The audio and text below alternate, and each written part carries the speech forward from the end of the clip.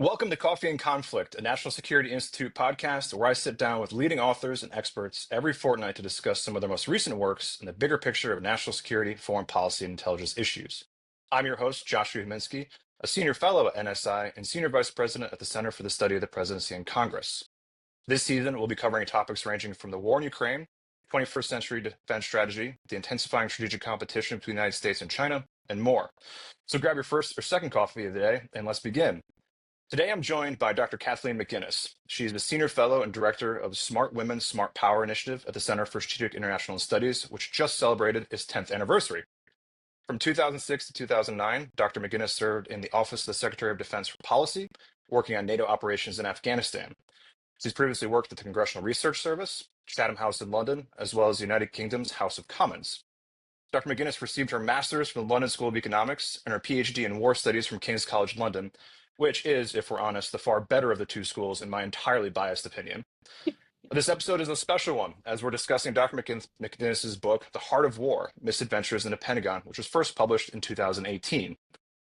The book, which one reviewer called The Devil Wears Prada meets Catch-22, follows Dr. Heather Riley, an anti-war activist whose brother died in the war in Afghanistan, but finds herself working in the Pentagon and navigating its tribes, politics, and bureaucracy to pay off her student loans.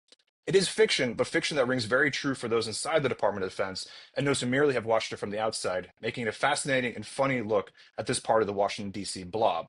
So with that, Dr. McInnis, welcome to Coffee and Conflict. It's so great to be here and chatting with you. I'm delighted. I'm a huge fan of your work and your writing. Got to know you over the last couple of years, and so it's cool for me to look back at this book, which was I still remember the cover, and unfortunately, I don't have my copy with me. It is hidden somewhere in one of my boxes from a recent move. But it's such a fascinating insight into the Pentagon, the bureaucracy, the five-sided box. Uh, when did you first get the idea to write The Heart of War? Was in Afghanistan on a trip with then Secretary Gates, and we were flying from Wardak province back into Kabul. And we'd just done a key leader engagement on the ground in Wardak. And the press team, it was two Chinooks flying back. And so we lift off from Wardak, and it's a mountainous terrain there. And we lift off, and as we start flying, the crew looks to me and is like, "Hey, do you want a good view?" Sort of like, it's obviously really loud. Sort of like point to the back of the helicopter, and they lowered down the ramp. And I was like, well, that would be a cool place to get some pictures. And it's scenes like those photos of service members sitting off the back of the ramp over Afghanistan. And I was like, I could do that. An amazing, like, how can I not do that, right? And so I'm like, stand up. I'm like in this this pea coat, this felt pea coat that's over top of this massive body armor that like does not fit me at all. And my helmet's like flopping down in front of my eyes because that didn't fit me. And they strapped this little thin canvas strap on me around my legs. And then sort of like walked me to the edge of the Chinook, the ramp, and sort of let me sit there with my legs dangling off the back. And I remember thinking, oh my God, I'm going to die. I'm going to die. This is the worst decision I have ever made. Like, I'm white knuckling the side of that Chinook, like, watching the chase helicopter off in the distance, looking down as Kabul starts appearing underneath my boots. And am I gonna fall off like this thing to my death and be another casualty in Afghanistan? Like, I know that this little canvas strap is not gonna do crap if something happens. And I thought to myself, what in God's earth am I doing here? And then like the next thought was like, wouldn't it be interesting for people to know the story of how somebody like me would end up in this ridiculous position? So that's how it got started. But I was working in the Pentagon at the time, and you barely have the time to eat and sleep, much less write a book. So it wasn't until I took the time out of my career to do my PhD that I had the time and space to actually start putting pen to paper and starting the drafting process. So this book very much is it seems it's written from the first person perspective, but it very much seems like it has a lot of your own sort of personal experiences and perspectives in it. How much of those the pure bureaucratic battles and those knife fighting and the policy memo back and forth, how much of your own experience is really poured into not just the book itself, but the character? Oh, that is such a great question. When I was doing the drafting of the book, doing writing things down, the first couple drafts were really terrible, frankly. But it was because I didn't know what I was doing. I'd never written a fiction and I didn't know what story was or what story meant. So it was this collection of anecdotes. And so in that stage of the writing process, I was also going to different cocktail parties and hanging out with friends and like collecting their anecdotes as well. So I think the eventual end product is a synthesis of my experiences, friends' experiences, but also, it's fictionalized too. Like, because it interestingly became this moment where like actually telling the truth sometimes and communicating a story with meaning requires a fiction to be plugged in, because sometimes when we the real experience can sometimes mask the real truth, the underlying principle, the underlying theme that is underpinning our own experiences, like real experiences, but also in terms of a story. So that's where when things got fictionalized, that is why and how, because it became more true to do so. For me, what I found really fascinating is the book was published kind of right in the period of when the idea of fictional intelligence was becoming really popular, which Hmm. is the modern version of the military techno thriller, the kind of Tom Clancy's of the world, but just updated with like August Cole and P.W. Singer. And the Hmm. fictional intelligence focuses so much on speculative fiction, sort of the sci-fi aspect Yeah. of drones and mechs and things like that, which is great. But then the Heart of War, I almost think, should be lumped in with that because it is a fictional account, but it's of what is as important, if not more important than those frontline battles, but it's the OT&E process within the Pentagon that gets to the kinetic side. So when you were writing this, did you have kind of a vision for illuminating the inside of what goes on inside the Pentagon for kind of a lay audience, or was this an opportunity for you just to pour out those experiences onto paper? Very much the former.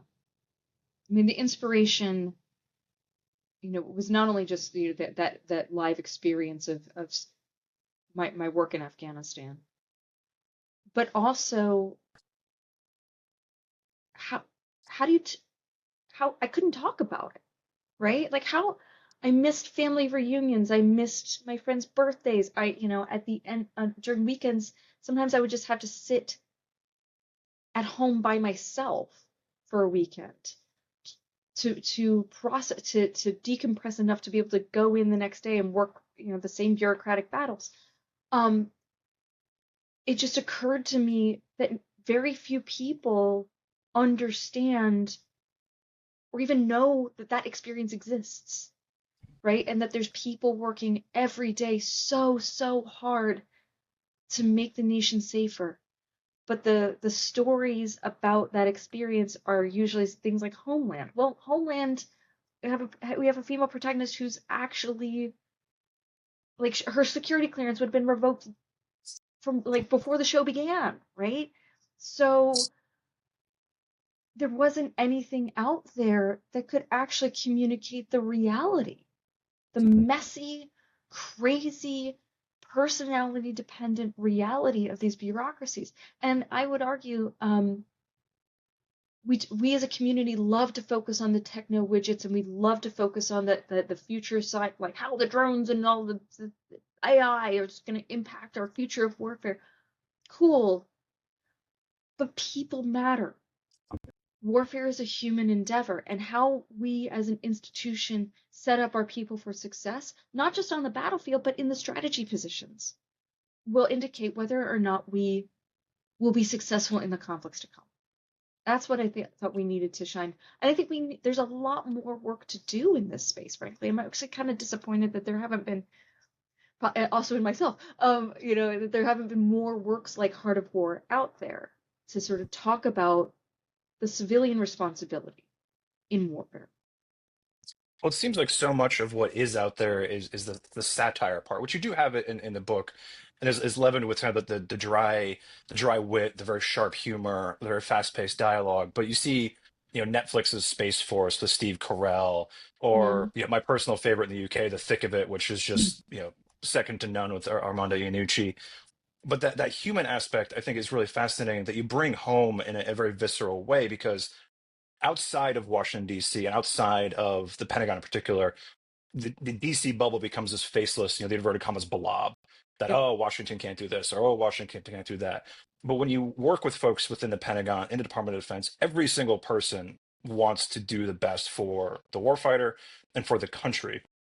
And when you look at that, I'm curious how, if you can talk about the bureaucratic inertia and the bureaucratic politics, because you have all these amazing people who are doing such fantastic work that has life and death consequences, and they all agree to the mission set, but then you end up with this bureaucracy that is slow and Byzantine and glacial.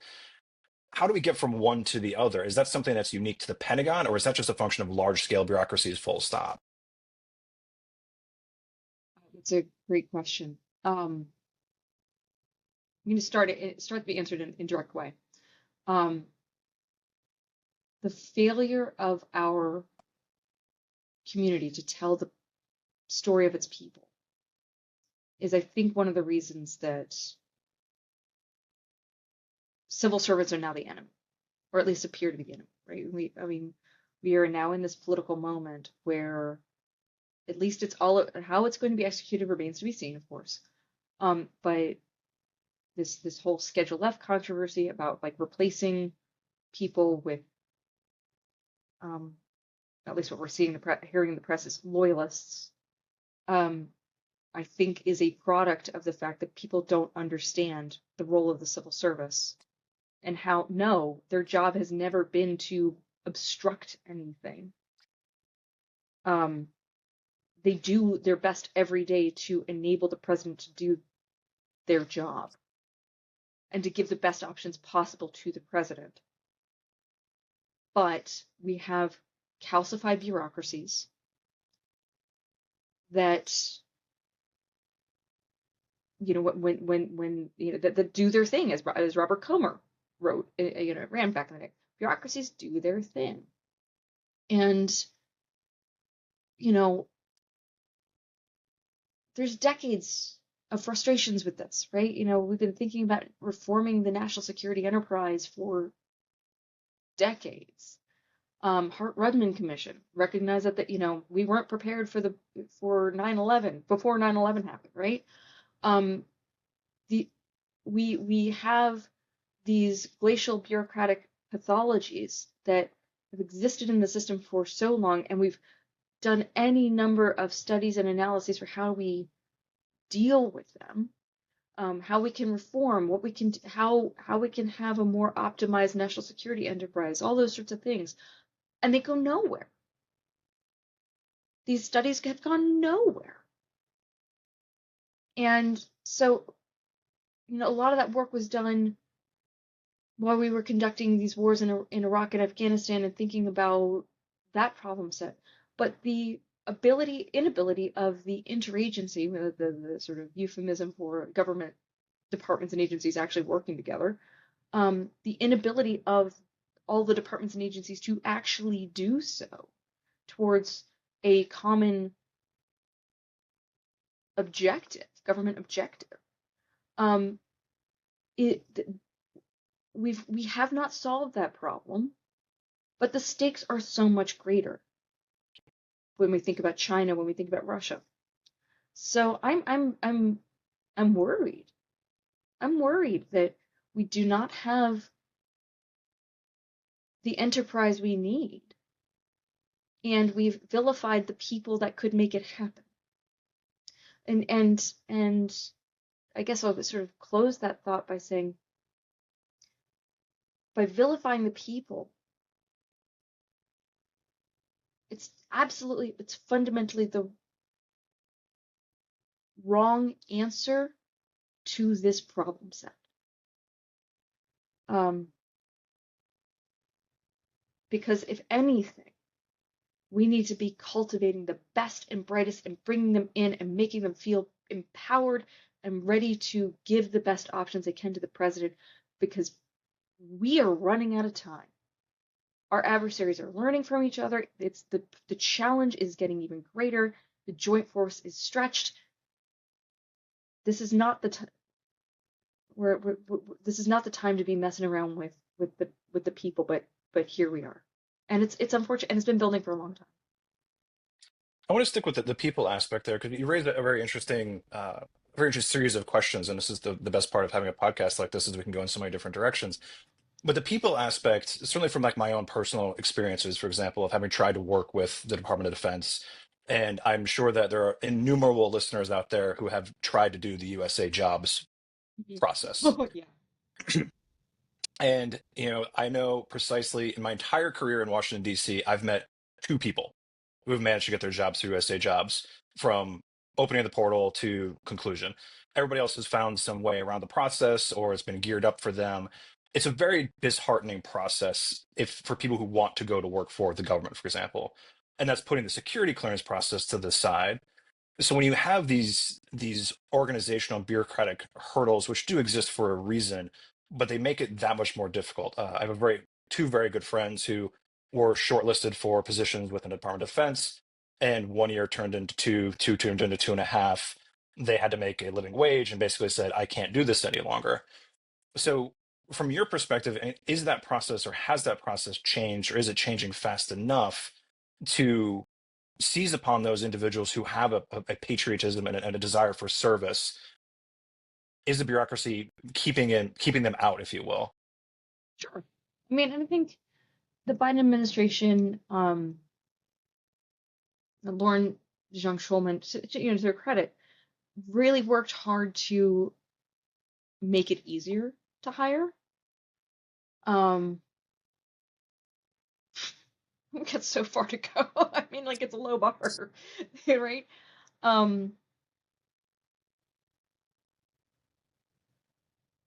I don't know what the answer is, frankly. I've gone through the USA Jobs process. I'm like one of the few people who's done it successfully a couple of Makes three. times. Yeah, I know so three hey, people now. woohoo! Um, uh, and the one of the cheeky answers is like rate yourself highest on all the things, like all in all categories to get through the You heard it computer here algorithm. first. But Don't God be honest only on knows government that we hiring. yeah, who knows? Um, but no, I mean like these are the problems that serious government people talk about, right? I think that um again there's this myth that we can just instantly make it easier to hire, or we can just fire all these people and replace them with others. RFK was talking about he's going to get rid of 600 people in NIH and backfill them with 600 people who are, I don't know, aligned more with his agenda. How? Pray tell, how are you going to do that? Between unions, which I think will be very helpful in this moment, to actually bringing people in the door.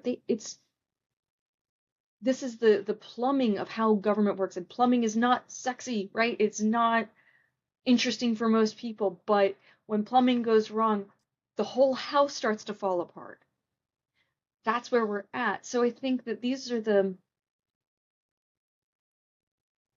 if the intentions are acted upon, or the intentions that have been articulated to the public are acted upon by this incoming administration, I mean, they're going to have a whole lot of plumbing crises. And this is the stuff of serious government, right? Like, again, policy positions, take or leave, but like the actual workforce stuff, that's where it really matters.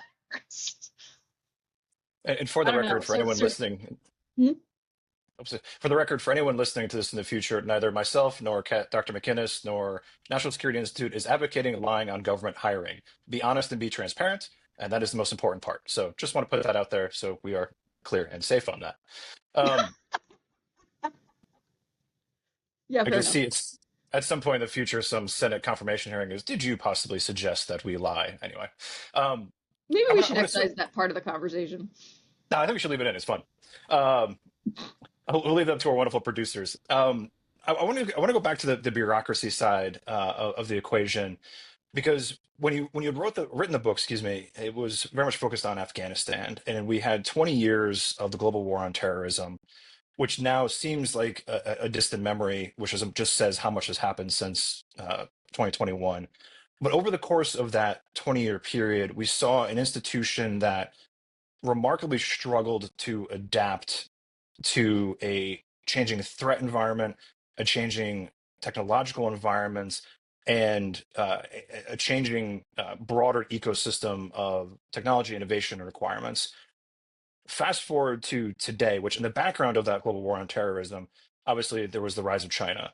There was significant investment in its nuclear arsenal, significant investment in its navy and its air force and all this military capacity. But our focus was low intensity conflict and counterinsurgency.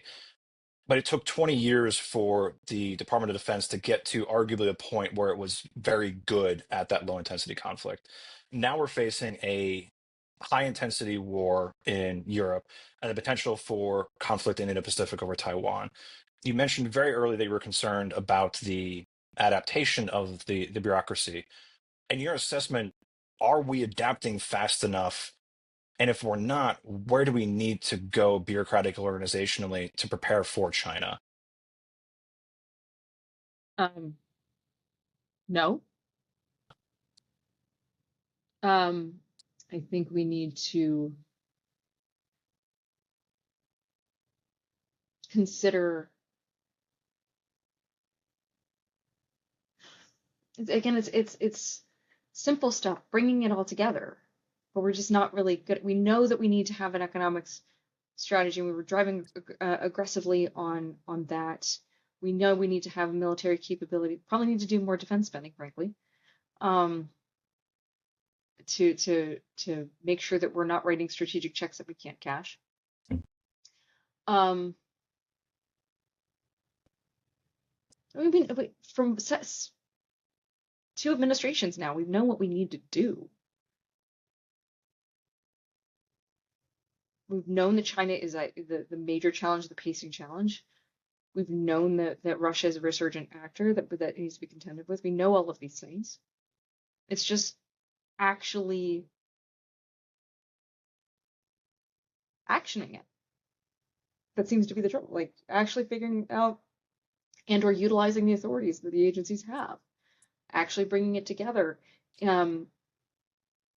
pre-crisis so we can actually start managing things ahead of time. I mean, these are the simple things of government, but simple is always the hardest.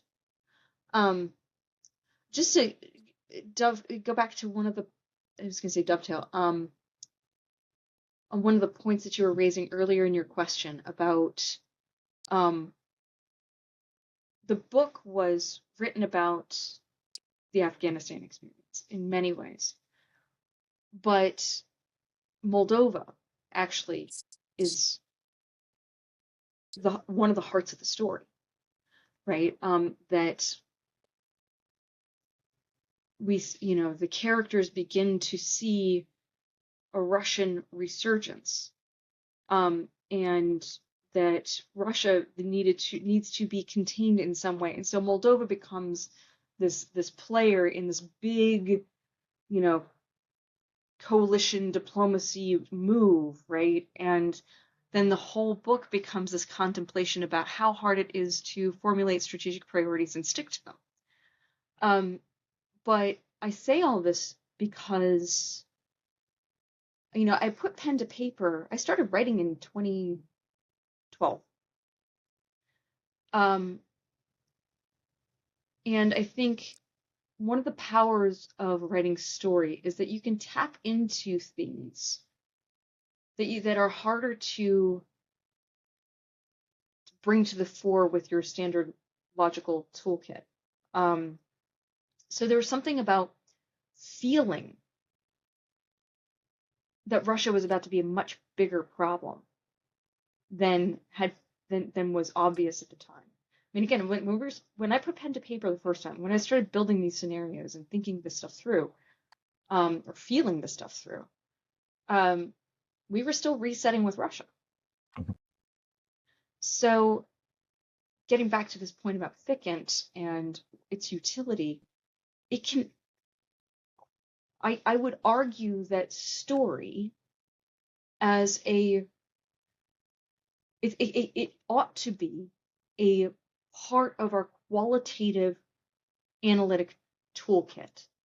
In other words, what I mean is, if you can take the time to think through these stories at the front end of a research project, you can identify things that you wouldn't have expected, right? You start, and then from there, you can build a research agenda to test new hypotheses. But if part of the problem right now, and I'd argue it is that we are insufficiently creative when it comes to statecraft now, well, this is an amazing toolkit to start building more creative ideas and therefore more creative solutions. But I think we have a long way to go to actually operationalizing this as a piece of our methodological toolkit. When we think about creative stuff, we're like, oh, we'll do a war game, and then just or we'll write a story at the end of it that sort of explains our findings. No.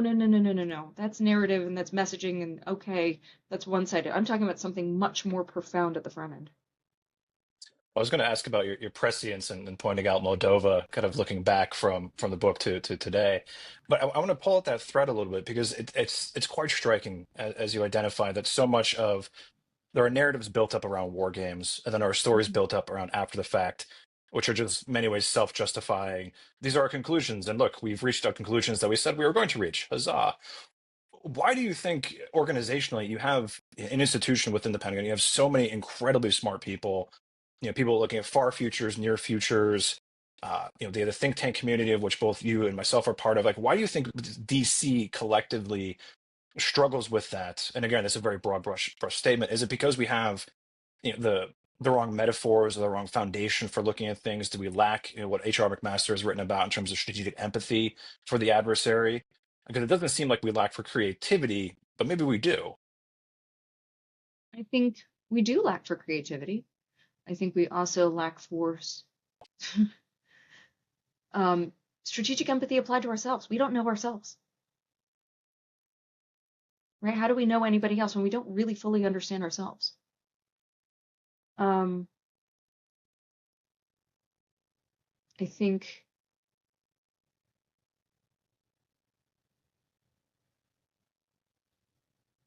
we have a prescribed, well, we've got a box that we operate in, right?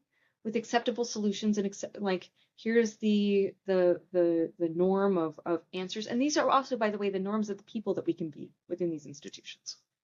And it's hard to be disruptive. It's hard to break the mold. It's hard to let yourself be creative if you're in organizational cultures that are toxic. Right? It's hard to be creative. I'm not saying that all the national security enterprise is toxic. That's not what I'm getting at.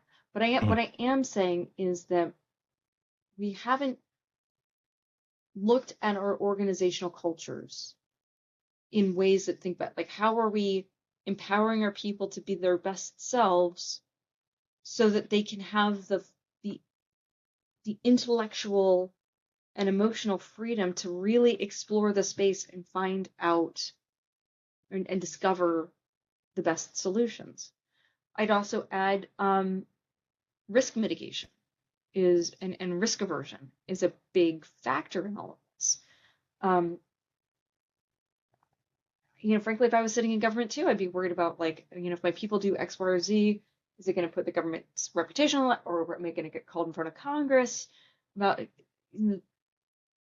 That's a unhealthy dynamic. Like, if we say we want the government to be more creative. If we say we want it to be a better workplace, but then we call people on the carpet when things go wrong, well, guess what that's going to stifle? Creativity, innovation. But it seems at the same time, I mean, this is more of maybe an acquisition point, but the organizations and offices within the Department of Defense that seem to have been the most successful in recent years, Special Operations Command, Defense Innovation Unit, Space Development Agency, JSOC to the side, but the last two are relatively new. They seem to embrace a greater risk tolerance, excuse me, are very mission set focused. So we do seem to have examples of these pockets where things are at least leaning in the right direction, if not heading in the right direction. But you have this massive bureaucratic apparatus that is still very resistant to change.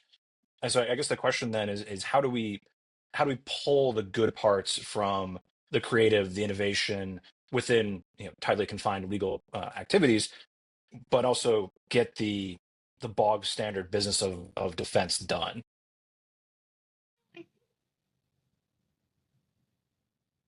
There's a number of people who have much more sophisticated and technical answers than I would, but I would, it does seem to me that it gets back down to people. And are we going to trust our people, right? Do we have climates where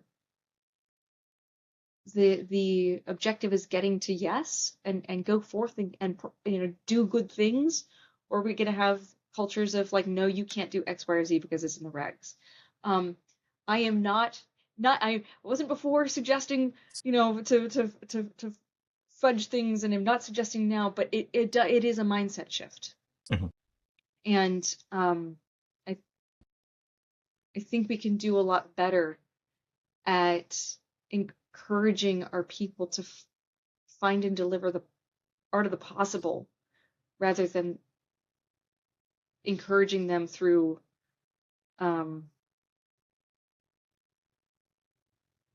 through well, organizational culture, risk aversion.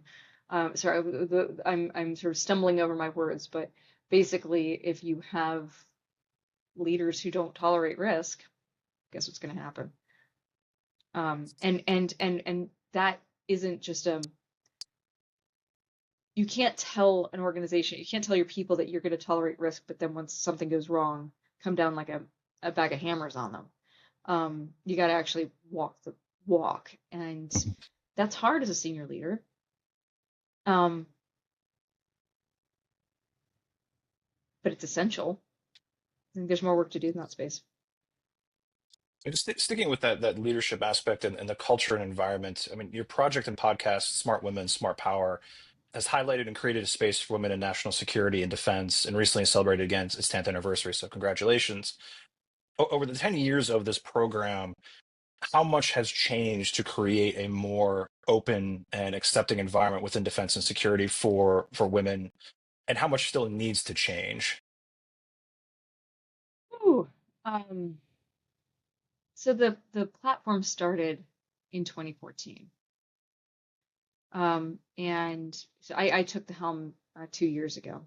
But the platform, recognizing that there's all these manals around town, remember that? It's just like, so no, we need to deliberately create space for women to be part of these conversations. And I remember when I took the role in 2022, I spent the first 3 months sort of listening to people and sort of figuring that my incoming hypothesis was that, well, actually, we probably don't need to do more on that space. So we can focus on other areas that, women are sufficiently represented. And I was quickly disabused of that notion, right? Like it became very clear very quickly that you can never take your hand off the wheel when it comes to this stuff. And that there was a lot of work to do to institutionalize maybe or to make women's representation in these spaces feel more than tokenistic. right? And frankly, watching the manosphere and men going their own way movements online, we've seen a lot of that sort of that language percolating into X, and sorry to say it, but like promulgated by Mr. Musk. It just became clear that there's a lot of people who are uncomfortable with women in leadership positions. Um, and so again, it's an important mission to continue to create that space. The work is not done, and the work will not be done for quite some time. Incredible progress has been made. I think that women are finding each other in these spaces. It used to be, one lone woman in these rooms, and very hard to find each other, very hard to connect with each other. But I think that is less true now, and in such wonderful ways. And the podcast I have, we really get into the specific contributions women are making to these decision-making spaces and the positive outcomes that they've helped deliver. So I think that there is actually a real track record for, and a business case for why it's important to have women in national security and international affairs positions. But frankly, we're in this moment that, I like it or lump it, this is a incoming administration where at the top and with some of the senior leaders associated with as surrogates have had some pretty awful rhetoric towards women, and that's going to be a big thing for them to work through as they assume the reins of government. You can't afford to lose 17% of the joint force, right? So there's some work to do to build those bridges, I think, from the Trump administration. And I don't want to be the person who's like, hair on fire, the administration, pointing my finger at them, but it's just kind of an obvious thing that needs to be addressed. So let's call a spade a spade. When we look at the book, Sorry, does that make sense? sorry, I feel like this is such a hard thing to talk about. This is so hard to get into. And it's so hard to say to a future team that's coming in to assume the reins of administrating the United States of America, that, hey, you got a challenge here that you got to work through, especially because we don't like to talk about gender. We don't like to talk about women's inequality. We just sort of muddle our way through. But we got a problem. no, I think you're absolutely right. It's that the challenge is how do you have that conversation in a meaningful and substantive way rather than Right, performative? right, exactly. Because performative doesn't do anything for anybody. Um, and nobody needs tokenistic gestures. What we do need, getting back to the earlier conversation, we have a strategic environment that is on fire, right? We do not have time to mess around. We have to act. We have to get our act together quickly. So we don't have time to mess around with goofiness. We have to come together quickly, and we need to empower our people. And again, like, so I guess I say all this stuff with, all the hope in my heart that that these bridges can be rebuilt, that women can start feeling more confident and secure.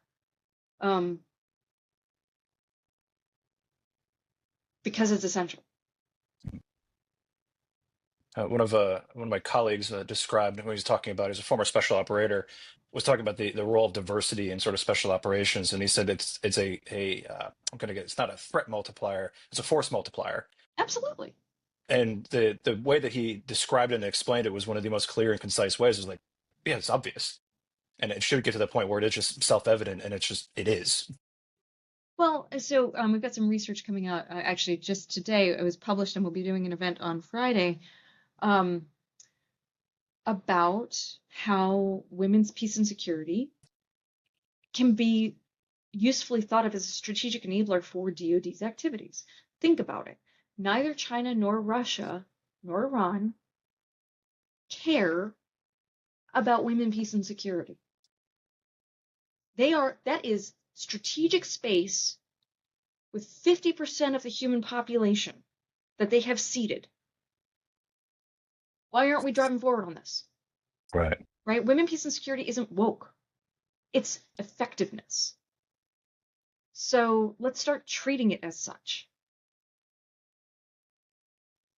Absolutely. That's absolutely fascinating. It's something that I think would be an incredibly good case. Look forward to seeing your research when it comes out on that. Up today. I'll send it over to you. Oh, fantastic. We'll be sure to include that in the show notes below. We're coming up on time, and this is one of the things I was a little bit worried about was we were going to run out of time because it's always so enjoyable to talk with you about this and everything, really. If I can ask sort of one last question on this before I let you go. So 2018, Heart of War was published. Let's say 2024, you're commissioned to write The Heart of War Part Two, The Heart of War Strikes Back. Um, what would be sort of some of the plot lines for a strategic competition version of Heart of War for today that you would be looking to include? I mean, obviously, Moldova has come full circle. Use the True Detective line. Time's a flat circle. We're right back where we were in 2012. But what would those plot lines include? Like, what would Dr. Riley be doing today? Dr. Riley would be balancing kids and her career. She would be probably looking a lot involved in the Arctic, and being drawn to some of the flashpoints up there. I think she would also find herself in Africa and some of the friction points between China, Russia, and the US in that theater. Because that's where the competition's really playing out, in those marginal spaces. And we like to think about them as marginal until they become the main show. I think that's where she'd be. Organizationally and bureaucratically, would she still be fighting knife fights and dealing with persnickety staffers and Yeah, that doesn't go away. That doesn't, I mean, yeah, it's, because at the end of the day, maybe I'm about to have a more intelligent answer to some of the questions that you posed earlier. Why are there bureaucratic frictions and inertia? It's because different organizations within these components have different perspectives and priorities that are right. They are right for their mission, right? When I was in OSD, I was in the European and NATO policy office working ISAF operations, which meant that my main focus, the touchstone for my perspective on the operation was the NATO alliance. The Afghanistan desk was responsible for the bilateral relationship with Afghanistan. And therefore, they had a different perspective, right? It was much more operationally urgent for them, and understandably so. We had to win the war in Afghanistan. I'm not suggesting in any way that we didn't, but on the NATO Afghanistan side, we also realized that the alliance will have to endure beyond Afghanistan, and that Afghanistan was one of many issues that the alliance was contending with. Those two different perspectives led to bureaucratic inertia, because reconciling those perspectives and coming up with policies that would meet the requirements of both took time. So you can, I guess I'm sort of cautioning against getting rid of some of this inertia, right? Or finding better ways to manage it, because if you don't incorporate all those perspectives and you just choose one path and go there's big risks that you could have, or you could create by doing so. But then again, sometimes speed is of the essence. So it's hard. That is statecraft. That is why this is a hard job. Do I think we can do better? Yes. Do I think it starts with empowering people? Yes. And that's what the Heart of War is about. People. I think it's a Also, fantastic point in which to end. And also, I would just add that it's important to remember that when Karl von Clausewitz wrote On War, discussing friction, it was his wife Marie who was as instrumental in drafting the book, and mm, unfortunately, who was not acknowledged nearly as much in her contributions for that book. So again, working together as a team and putting people first. You're absolutely right. On that note, I think that's going to bring this latest episode to a close. I want to thank Dr. McInnis for joining us today. Thanks as always to Keelan Wolf, Claude Jennings, the entire NSI staff in helping produce today's episode. Coffee and Conflict is available on Spotify and other fine purveyors of podcasts. Please also do check out Smart Power, Smart Women. This episode will be available on YouTube and NSI's webpage. Then make sure to join us for our next episode in just 2 short weeks. As always, if you like what you've heard or saw, be sure to rate, review, and subscribe. So thank you very much for joining us today. thank you for having me.